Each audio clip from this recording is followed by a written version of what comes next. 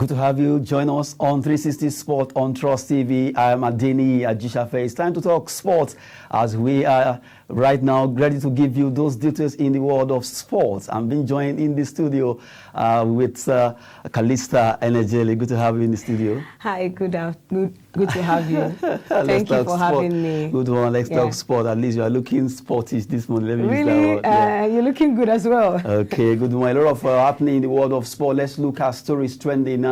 NFF appoints two coaches to join the Super Falcons. Looking at the fact that they have appointed Justin Madugu and Edwin Ocon to join Coach Randy Waldrum, and that particular story is trending right now. We look at that story first. The NFF came up with the idea that okay, they are going to add. They use the word rejig the Super Falcons coaching crew, and now it has happened. They added Coach Edwin Ocon, the Rivers Angels coach, as the chief scout. They also added Justin Madugu to be the assistant coach number 1, while and Chijene will be the assistant coach 2. And then they pushed Wemimo Matthew to the Falconets under 20 as it is right now. Do you think that particular development is a good one or good omen to the Super Falcons? And definitely is a good one if you look at the calibers of men and that were added there to the Super Falcons. I think the NFF is trying to be very careful and not to miss out with we not convincingly winning the one over Ghana. We want them in Lagos, with all thanks to the brace from Uchenna Kalu, who gave us the brace, but we lost the way to Ghana. And looking at Cote d'Ivoire that we are playing at the qualifier, you understand that they have at some point in time knocked the Super Falcons away. So you have to be very careful. Getting Econ back to the Super Falcons is a good call for me because he has experience. In 2014, he has been the coach of the Super Falcons, where he got to win the AFCON with them. And 2015, he was let go. But he has experience. He's the Rivers Angels coach. He won the league. He knows these home-based players. And at this point in time, we need to equip the Super Falcon with every available player that is in form right now. And he knows them very well. He's quite acquainted with them. He plays with them. He has the experience as well. I think he's going to help the Super Falcons, especially technically, and he's coming in as a scout of that team. So it's a good call for me. And as for Madugu, I think as well, he's a good one, assistant coach. Again, experience come to play. The former coach, he was still with the coaching board then. But I was surprised when he was let go when the new coach came in for the Super Falcons. But it's a good one. As I said earlier, the NFF is trying every possible way to make sure that the Super Falcons do very well, especially at the qualifiers and the World Cup coming in. Okay, looking at the fact that now they want them to do it because our matches against Ghana, the 2-legged matches, we won one in Lagos and then we lost in Ghana, although we qualify on aggregate. But we are going to be playing against Lady Elephants of Cote d'Ivoire, who walloped Niger Republic 20-0, exactly. Not 2-0, 20-0. Exactly. Although you might want to say that Niger Republic they are not one of the forces to be reckoned when it comes to women football, but for them to have won 20-0, and remember, they dropped out from going to Tokyo Olympics. Exactly. That is Cote d'Ivoire, Lady Elephant. Now we're going to be playing against them in the last leg of the qualifiers. Do you think with these two coaches added to the coaching crew alongside Randy Waldrum and Chijene, would they be able to get results for Nigerian Super Falcons? It's going to be a dicey one. I will sit on the fence whether they will get results. But if you look at the calibers of players we have in the Super Falcons, especially our international players, the likes of Oshuala, we have players playing in Spain, Paris Saint-Germain, Atlético, mouth-tasting players, but at the same time, we need to equip the team again with home-based players because at some point in time, injury might come. And against this Cote d'Ivoire, as you said, we need to play with a lot of tactics and experience come to play. These personnel that have been brought in has the experience. If you look at Ocon, again, I said, he knows home-based players in and out. He has been with the Super Falcons for a long period of time. So I think he can help the team. That's why the NFF is trying everything possible to make sure what happened when we were knocked out from going to the Tokyo Olympics will not repeat itself again. So I think it's a good call for me. Every hand should be on deck. The NFFs are not really pleased with what the foreign players are giving to the Super Falcons. But if you look at the team, if you look at the Super Falcons, yeah. The home-based players that actually made the call to be among even the top 11 yeah. when they are playing, maybe 1 or 2. That's why we have a scout now. To look for the best legs there. If you look at Ocon, he's with River Angels right now. He won the league. He has been with the Super Falcons previously in 2014 to 2015. So he has the experience. He knows these home-based players in and out, especially in the league. So I think we will see more names coming in from the local league. And if you listen to Amadou Pinnick, when he was there with his secretary, he talked about how they need the home-based player in the Super Falcons to help the team. Yes, we have foreign-based players, but we have to have a pattern. And the pattern has to be a mixture of delicacy. And the mixture of the delicacy is the foreign and the local. And you get what? Delicious meal. Meanwhile, now the same thing is not happening to our men, because you look at, as we are saying it, but we need a mixture of both local and foreign players. But if you look at the Super Eagles, in fact, each time home-based players are called or given the call-up, they just know that they are going to sit on the bench. It's very rare before you see one home-based player making it into that team, into Coach Kanoro's team.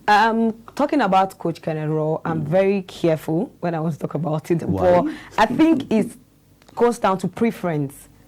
He prefers the foreign players. Yes, I think he is very comfortable playing, going with the foreign players. You look at him, the home-based players breaking in. These foreign players outside, they are playing in one of the best football in their career right now. They are at the top. They are the best football. Bringing them and putting them on the bench, really, no disrespect, is quite, is not doable. Especially when you have a lot of good players of ours that are outside playing, where you invite them, they should play. I think the home-based players can come off the bench and get to contribute their own stake. But starting will be very, very difficult, except, and the players are exceptional. I'll use examples of the striking issues we have right now. We have Paul Onuachu striking far away in Belgium. We have Victor Osimhen far away in Napoli doing his thing. Kelechi Iheanacho, Senior Mankels doing his thing as well in Leicester City. Then you have these players, then you come and look at the local league. No disrespect to what they are doing, but it's going to take a lot to break into the Super Eagles. But remember, this is a national team. Remember that these guys you mentioned,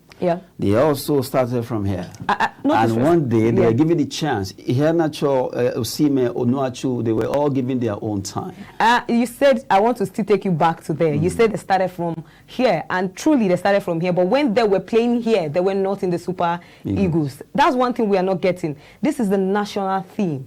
This is the biggest platform. You get the best of the best to play in national team. Let's look at other national teams. They don't go and bring players from their other like national team to say they want to play. No, they bring. They're getting invited. The North Africans, the Egypt of this world, the Algeria of this world, the Tunisia of this world. But let's look at the Egypt. Let's look at the Algerians and Egypt. They bring in. They're calling their best. That's why they have issues whenever how many of them plays abroad? Because they don't have as we have. Their league is far better than ours. That is another good issues. How good is our league? Before you talk about getting these players to come and play for the Super Eagles. So we need to do our league also like that. Yes, that's this. I just have to throw some banters to Calista there. We've been talking about the Super Falcons getting a regime, talking about their coaching crew. The NFL, Nigerian Football Federation, appointed 2 coaches to join them, a chief scout in the person of Edwin Ocon, and also Justin Madugu to join them as first assistant coach to join Randy Waldrum. They will be helping out to at least see how Super Falcons will be able to perform well against Cote d'Ivoire, while the future coach Wemimo Matthew is now with Falconets, the under-20, and Chijene is still there as assistant coach 2 for the Super Falcons. Hopefully, all this will work out well for Nigerian Super Falcons, as we hope that this new team will bring results for Nigeria when it comes to the games they will be playing in the African continent and also at the World Cup. We want to see us doing well at the World Cup. We've dominated Africa. We need to go out there to the rest of the world and show that, yes, really, we are giants when it comes to women football in Africa. Now, let's move away from Nigerian Football Federation story. Let's talk about Nigerian League. A former coach of Kwara United. His name is Abdullahi Bifo. Abdullahi Bifo right now has thrown the towel as he has quit his position as the coach of Kwara United. He did that via a letter. So the team yesterday, as he said he's quitting, as he's actually getting well, recuperating in the US. He has been sick, and now he's getting better. He will be coming back to Nigeria soon, according to him. But right now, according to the news coming to us, that he was labeled as being insubordinate. He was not. He now said he didn't. He has never. He has never disobeyed the Commissioner of Sports in Kwara State, neither the chairman of the club. A lot of stories flying around concerning Abdullahi Bifo. Now he has actually quit the job, Kwara United. He was signed on by 2019 in August, and now the marriage between Kwara United and Abdullahi Bifo has come to an end.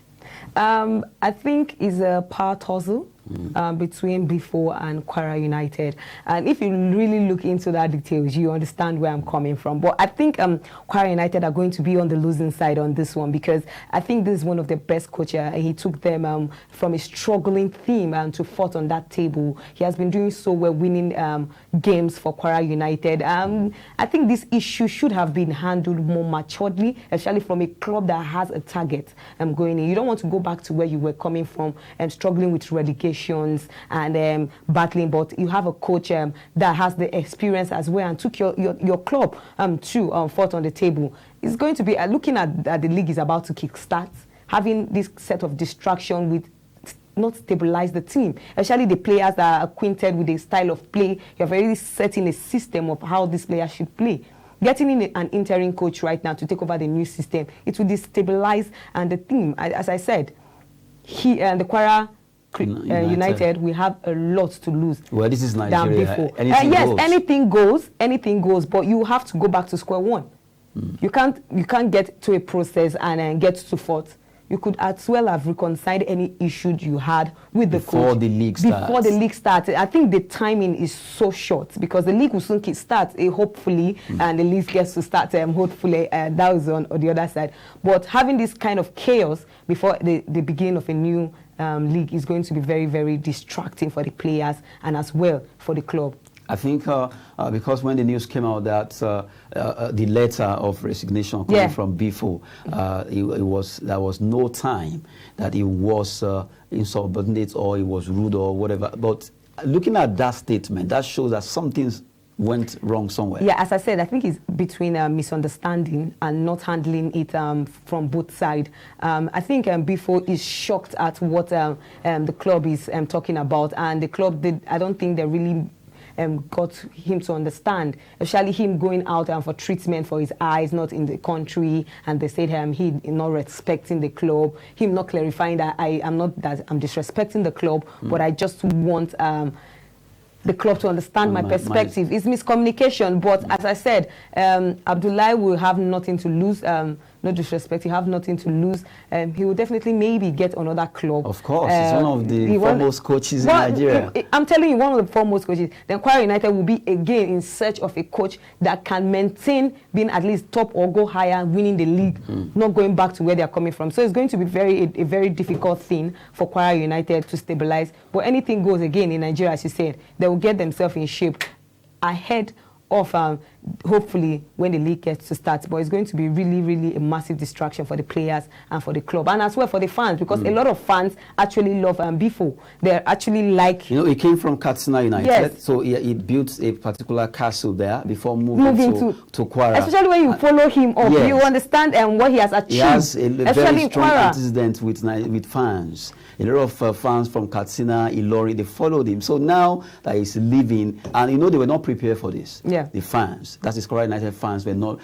Most of them were like, "Oh, this is starting. Bifo is going to be with us." Yeah, they're happy. Just like that. As I'm saying, they're happy because Bifo is like the savior for them. They had issues struggling with relegation and losing woefully. He had magnificent starts for himself and Kwara United. He made Kwara United more exciting. If you watch them play now, the fans are eager to watch them play. The fans are eager that the league is coming back. Then having this kind of miscommunication and understanding leading to before resigning is quite disastrous at this time. It's caused a lot of distraction. It's like starting from square one.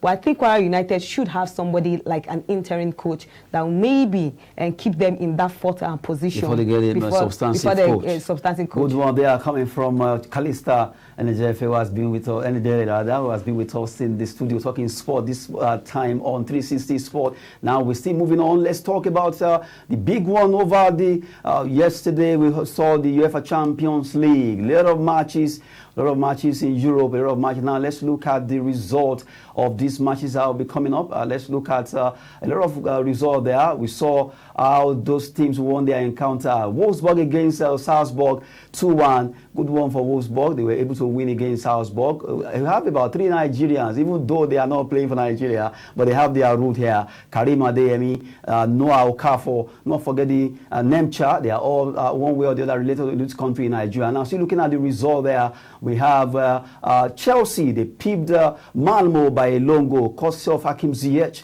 who was able to actually score that goal for Chelsea, although the manager, Tuchel, was afraid. He said in the first 15 minutes, he was afraid concerning what they were playing, especially on Loftus Ruben, coming from Thomas Tuchel there. Now, let's move away from that particular match, talking about Malmo against Chelsea. We also look at the result now, still talking about the result. You have Barcelona, course of Ansu Fati Vieira. He was able to nip it in the board for Barcelona against the team they played. That was a good one from Barcelona, doing well against that team, Dynamo Kiev, over there in Ukraine. Winning and although away goal now seems to be not having so much relevance. When you look at some games, you look at Barcelona, looking at the new manager, the interim manager, now winning this, I think it's a very good one for him to have a very a stepping stone to success now. Yeah, Barcelona was at their lowest in the Champions League. It's never happened in history for a club like Barcelona losing to Benfica, losing to Bayern, and woefully winning against 5-0, 4-0, 3 as well. I think winning against Dynamo Kiev was a do or no affair. They had to win at all costs, and that's what Ansu Fati do with an own goal. Yes, it's good I had just one goal, but 3 points matters. They are at a peak in time where they have to stay in the Champions League. They can't go back to the Europa League, especially why they are not doing very well in the Spanish La Liga. And Ansu Fati, the team is on a rebuilding phase where you have their former player coming back, Xavi, who will be back with Barcelona very soon and take over them. But before then, I think I like the positive energy. Though Aguero will not be with them for some time, and because of for like 3 months, which is a huge problem for Barcelona, because that's one of experience that they are letting go again. They have a Dembele who is also injured, Umtiti as well injured. So Barcelona is having a lot of issues, but they have Depay, they have Ansu Fati, their new star man that stemmed Lionel Messi wearing the jersey number 10 back after a long hiatus of injuries for him as well. So Barcelona, I think, with this win over Dynamo Kiev, are on another level right now. Looking ahead of the next 2 games in the Champions League, they'll be able to see if they can cover a little bit of result and see where they will go through from there on. Good one. Now let's still talk about the Champions League result. A lot of matches our players. In fact, it was a good one for Juventus as they were able to win their game 4-2. Also, Bayern Munich also doing well. Lewandowski won't stop scoring. He got a hat-trick, and the man right now is really edging his name in gold for that team from Germany. Sevilla also, well, they tried their best. It was a match that you just have to give it up to Lille. Lille coming to win away against Sevilla. Well, a lot of people didn't expect that to happen. A lot of people were expecting Sevilla to win, but Lille showed the class that they are the defending champion of French League 1 and they know what they are doing. You also look at Manchester United. That was the icing on the cake. Cristiano Ronaldo, the Portuguese talisman, was able to score 2 goals a brace for that team to get their acts together. Almost losing against Atalanta, but at the nip of the ball of time, he was able to nip it and he scored that goal. 2-2 Atlanta, Manchester United. And that was the biggest game in the Champions League last night. I think, and it did give us a lot of talking points in that game where, again, Man United failed to keep another clean sheet. 14 consecutive times they have failed to keep a clean sheet for Ole and Man United. A big concern right now. They have only kept a clean sheet once since 2020. Massive for Man United. But they have one man, Cristiano Ronaldo. Was actually is carrying the team right now. Yes, but for how long can he carry the team? For as long as he's a Man United player. For a 34-year-old man that has to play in the Champions League, has to play in the FA Cup, who will start in January, have to play in the Premier League as well, and they have been knocked out of the Carabao Cup.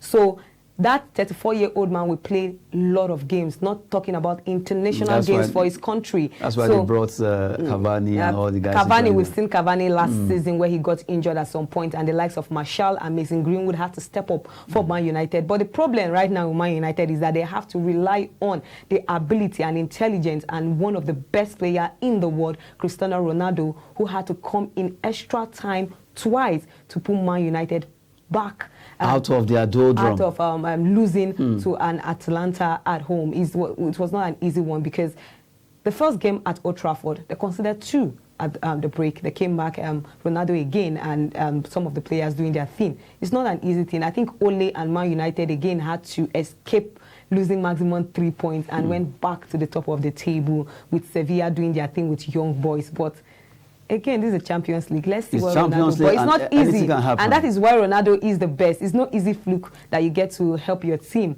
and come back. What he did yesterday, that shows that really is a professional, because you look at, it was almost going to 2-1.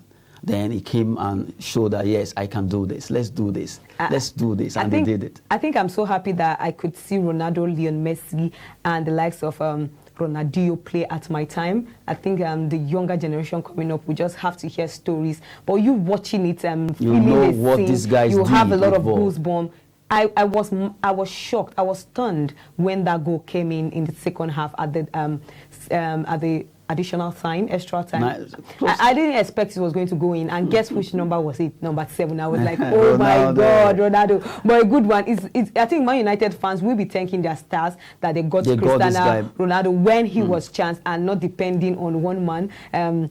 Sancho, I don't want to go there. Who's looking like Stevie was going to go flute. We just have to continue with our sports stories now. Let's move away from the result. Let's look at the way it is right now concerning the tables. We look at in Group E. In Group E right now, we have these teams are really, the group is really getting very tough. You have Bayern Munich. Bayern Munich, although they are really signed their name, 12 points after playing just 4 matches. That's a team that knows they have their class. I also have Barcelona. Barcelona are second on the log with 6 points. Barcelona will be facing Benfica next. It's going to be a dicey one.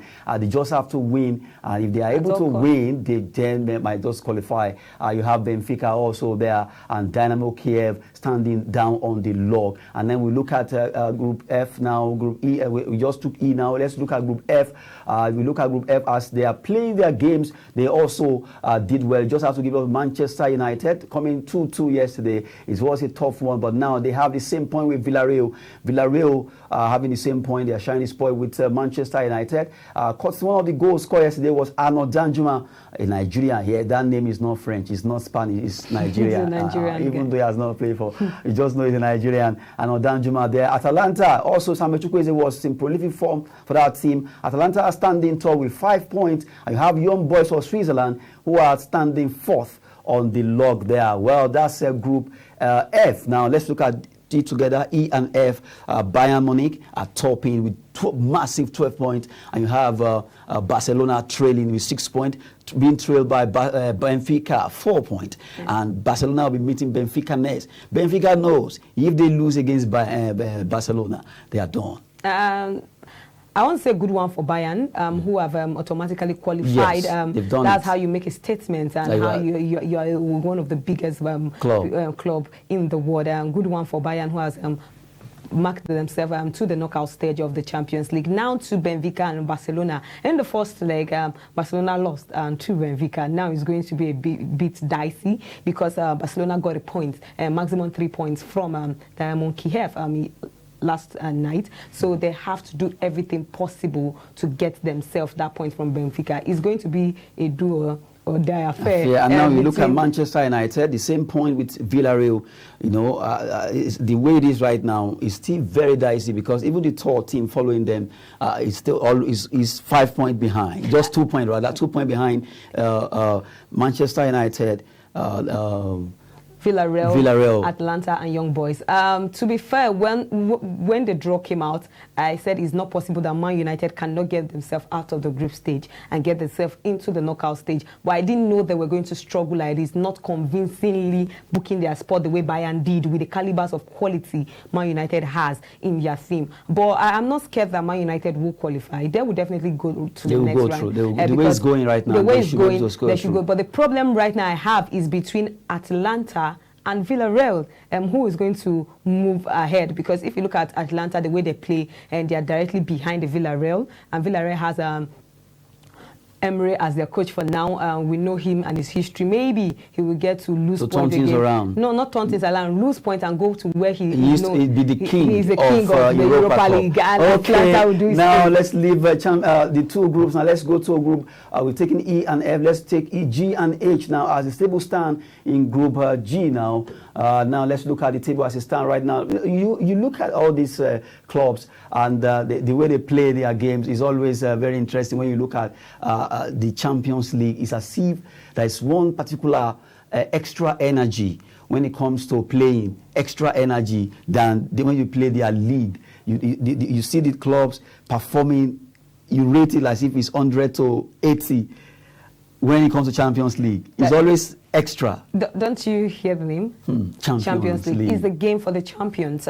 If you are not a champion, you are not supposed to be in the Champions League. So before you get to the height of it, I think it's one of the most glamorous competition in the world of football right now. After the World Cup, you have the Champions League, then you have the Europa League, then you have various leagues like the Premier League. But the Champions League is one of the best in the world. So you have to have the best to be in the best league. So you have to give your best. If not, you'll be knocked out. Champions League is a particular competition for the best in Europe. Although we have it in Africa too, just the Nigerian teams are struggling when it comes to CAF Champions League. I have nothing to say about that. We have to get it right. Because anytime you talk about European football, it's always very painful when you can't look at Nigerian team and then we talk about the way we look at Tunisia experience, look at MC Algiers, Wydad Casablanca of Morocco, even Al Hilal of Sudan. Al Hilal of Sudan, they have dominated. Look, go to Tanzania, you see their league so solid. They have sponsor, they have everything, and you can talk about their league for 1 hour. And you also look at the fact that right now they are making statement in CAF Champions League.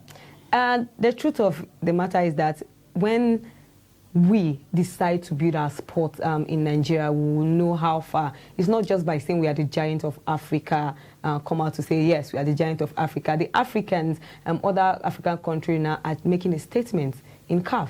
And if you look at how their league is, you understand that they did a lot of work. So massive work has to be done. I'm urging the NFF who are listening to do a lot more than what they are doing. And they might be trying their best, but they should do more than their best to get our league at that position whereby we'll have to be competing with one of the in fact, we should be beating any African countries right now in CAF or anywhere. But at the present state we can't be doing that. That's why we are not winning convincingly. We are struggling here and there. So we have to do it from the grassroots, from the foundation. It has to be repaired. If it's not repaired, we have to depend on foreign players to come and do some certain things. And that's why you see a lot of our home-based players are having a lot of urgency to leave the country to go and play elsewhere. Even leagues that are not as valuable. Vietnam. Guys play in Vietnam, they play in Bangladesh. I don't even know where that. You have Nigerians in India. In fact, doing what exactly? Yeah. That's the questions we should be asking. Why are you going to India to play? What is chasing most of our players? Because they want that Europa platform. They want to play at the biggest level. So our league is not giving them that place. How many foreigners get to watch our leagues? That's one thing. We need to get the sponsors. We need to get our leagues out there on TVs and with standard. The word is digital now. Yes, we should go digital as well. Not just putting anything out there. We should create good content our pitch should be standard. Our fans should be well oriented and organized as well. We should have good officiating as well, top class officiating. Put our league there. We should be one of the best in Africa, not contending with the likes of Tanzania, as you said, Kenya, Zambia, even Senegal. Look at Senegal. Let's even leave because we know that their football is even more standard. But when you look at war-torn Sudan, I'm sure. when you look at the political landscape of Sudan, you know that they are not even supposed to have a strong league. But look at, they were able to manage it. They manage their league. Even now, South Sudan, I won't be surprised when a team from Juba will take over Africa also very soon. Yeah. Since Al Hilal is making statements. Well, the NFF should do more. I'm just saying, I'm urging them to do more than their abilities. They should be able to do. We have too much. I'm looking at our population, looking at the calibers, looking at the rural areas. From my state alone, I know how many good footballers are there, but who is seeing them? Nobody. So they should do more, actually, to scout. Help our league, MPFA, help it. So we should be at that point in time where we will be one of the best in Africa and see ourselves one of the best in the world. And maybe one day we'll get to be winning the World Cup at some point. Well, we've been talking Champions League. Now we have to look at the fixtures for today, even though a lot of matches will be coming up today in the UEFA Champions League. A lot of matches. PSG, you have there. A lot of people are waiting to see what's going to happen. You know, since Messi moved to PSG, attention has been there. If it was 70 before, now it's 100% attention on PSG because of Lionel Messi. And you have a lot of teams that will be playing. Right now, looking at matches that will be coming up in Champions League. You take a look at some players that are outstanding for their club right now. When you look at Real Madrid, Benzema is back. He's going to be in the team. Gareth Bale, all of them are back now. They want to show their class for Real Madrid as they'll be playing their match. And you look at a certain club, Sheriff Tiraspol. The name alone, you know, this is a lot of people don't even know where is this team from. But now they are there. They are playing the Champions League and they are ready to also make statement today. It's not something that they want to take for granted because they are not saying, oh, we are small. We want to also do something big. Tonight's matches in UEFA Champions League. Who are you standing with? I think two big games you talked about, Real Madrid and Liverpool, as I explained. And then you have the likes of RB Leipzig and PSG. PSG has gotten a lot of attention the same way as Man United because of two people moving. And the transfer window had the likes of Lionel Messi and Ronaldo moving, the biggest player in the world presently. We can't dispute that one right now. So whichever club they go to, attention will be there. PSG have presently the likes of Mbappe, Neymar, and Messi, who is now the MMN. Who, when that front line was first published, a lot of people would like every team in the world should be scared of playing the PSG. So in a nutshell, right now, in a nutshell, because of our time is fast running out now. You're talking on Real Madrid, all the big matches that will be the two matches that will be coming up today. Yeah, I'm talking about Real Madrid and PSG. I think PSG will be the one to have a little bit of problem, but Mbappe is back for them and for that game. So let's see what happens against an RB Leipzig. They should be able to get a maximum 3 points. But looking at how they struggled against a Club Brugge, came back against a Man City, winning the Man City convincingly, they should be able to make a statement again against an RB Leipzig. Again, RB Leipzig has Nkunku in that team who can bang in the grass. I just have to let you stop there. Our time is running out because of we have two more stories to take. Now let's look at the fact that Antonio Conte has moved to Tottenham Hotspur. Good one. News is coming out that he will be buying players. Victor Moses, a lot of players, Arturo Vidal, names here and there. We wait to see what's going to happen. And also not forgetting the man called Unai Emery, who will be joining Newcastle United, although with a particular clause. He said they need to have a vision. Then Eden Hazard could be joining Newcastle United too because they have the money now. They can splash the cash. They want to buy players. Eden Hazard is not really doing well with Real Madrid. He could be joining Newcastle United in England. Well, with me in the studio has been Calista Enejele. Good one. Good to have you. Thank you for coming on the show. Thank you so much for having me. Yes, good one there. We've been talking on sports this time on 360 Sport. That's it for this particular time. Well, I'm Adeni Ajishafe. Thanks for watching.